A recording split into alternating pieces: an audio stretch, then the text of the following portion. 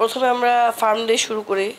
এটার পেছনে রিজন ছিল হচ্ছে কি আমরা অর্গ্যানিক ফুড পাই না। বাংলাদেশের মানুষের বেসিক নিড খাদ্য, মানে বাংলাদেশটা যে কোনো মানুষের বেসিক নিড হচ্ছে খাদ্য, বস্ত্র, বাসস্থান, রাইট? প্রথমটা হচ্ছে খাদ্য। সেখানে গিয়ে আমরা কখনোই ভালো খাবার পাই না, বিশেষ করে বাংলাদেশে। সো সেই জায়গা থেকে আমরা অর্গ্যানিক ফুডের বিজনেস করতে চেয়েছিলাম। আর আমার হাজব্যান্ড যেহেতু বিদেশি, ও তো টাটকা খাবারই পায়নি কখনো। আমরা যারা বাংলাদেশি তারা 90s পর্যন্ত অ্যাটলিস্ট অর্গ্যানিক ফুড খেয়ে বড় হয়েছি। তার পরবর্তী জেনারেশন একদমই পায়নি। সো দেখা যায় যে আমাদের 25 বছর বয়স পর্যন্ত বাপ মার অসুখ ডিল করতে হয়, ছোটোবেলা থেকে কাজ করা শুরু করতে হয়। তার পরবর্তীতে 40-এ গিয়ে আমরা নিজেরাই রুগী হয়ে যাই। সেই পুরো ব্যাপারটাই ঘটে যখন ফুডের কোয়ালিটি ভালো থাকে না, যেখানে ফুডই আমাদের মেডিসিন হিসেবে কাজ করার কথা। সো এইসব ভাবনা থেকে অর্গ্যানিক ফুডের ফার্ম করেছিলাম। এখন এই অর্গ্যানিক ফুড যাতে মানুষ এসে আমাদের কাছে খেতে পারে, এর জন্য অর্গ্যানিক ফুডের একটা দোকান করলাম, যেখানে সে রেস্টুরেন্ট খাবার খেতে পারবে এবং রেস্টুরেন্টের পাশেই আমাদের প্রোডাক্টগুলো কিনতে পাওয়া যায়, অনলাইনে পাওয়া যায় ট্রুগ্যানিকের। সো এই আর কি, এটি ইনিশিয়েটিভ।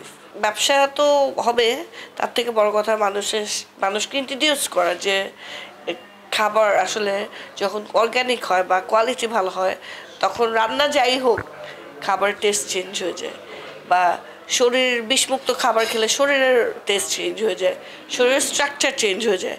আমাদের যে ভুঁড়ি বের হয়ে থাকে, আমার মা বাবাদের কিন্তু এরকম আমরা এত ওবিসিটি ছিল না, কারণ তারা অ্যাটলিস্ট ভালো মানের খাবার খেয়ে বড় হয়েছে। সেইগুলো সবই অ্যালার্মিং। বয়সকালে ওবিস মানুষের অনেক ধরনের রোগ হবে। সো আমাদেরকে সুস্থ থাকতে হবে, সুস্থভাবে বাঁচতে হবে, এটা তো আমরা সবাই চাই। হ্যাঁ পারবে, বাসা থেকে অর্ডার করে নিতে পারবে এবং আমাদের পেজ আছে ট্রুগ্যানিক ফুড, ওখান থেকে আমাদের প্রোডাক্টসও নিতে পারবে। আমি প্রত্যাশা করছি সবাই আমরা একটু ফুড নিয়ে কনসিয়াস হবো, এটা আমাদের জেনারেশনের দাবি। কারণ আমাদের we are the first generation যারা একটা টাইম পর্যন্ত, আমি যেমন বলবো আমি মিলেনিয়ার জেনারেশন। সো আমরা মিলেনিয়াম পর্যন্ত কিন্তু অর্গ্যানিক ফুডই খেয়েছি। আফটার মিলেনিয়াম মানে 90s-এর মাঝামাঝি থেকে আমরা ব্রয়লার ডিম খাই, তারপরে ফ্রোজেন ফুড খাই, আরও পরবর্তী 2010-এর পর আরও বেশি এগুলো বেড়েছে। তো আমাদের উচিত আমাদের অরিজিনে ফেরত যাওয়া, ভালোভাবে সুস্থভাবে মানে জীবনযাপন করার জন্য।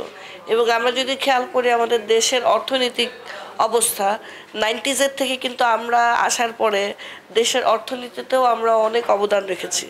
সো আমরা আশা করব যে আমরা আমাদের জেনারেশন বা আমরা যারা এটাতে ভুক্তভোগী, যারা ভালো খাবার পাচ্ছি না এবং মানে অল্প বয়সে ঝরে পড়ছি, তারা অনেক দিন বাঁচবো, দেশকে কন্ট্রিবিউট করব এবং সুস্থ থাকবো। পলিশ করা চাল যেই টাকায় খান, ট্রুগ্যানিকের চাল তার থেকে কম টাকায়। কিন্তু আমরা পলিশও করব না, আমরা ঢেকে ছাটা চাল আমাদের। সো কি হয়, চাল চিকন করার জন্য চালের পুষ্টি কেটে ফেলে দিই, সেটা আমরা কখনোই করব না। চালের পোকা মারার জন্য আমরা কীটনাশক ব্যবহার করি, যেটা আমরা কখনোই করব না। লাগলে 2-3টা কীট আপনার ভাতের পাতেই থাকবে, কিন্তু কীটনাশক দিয়ে আপনাকে আমরা মারবো না। এটাই আমাদের এথিক।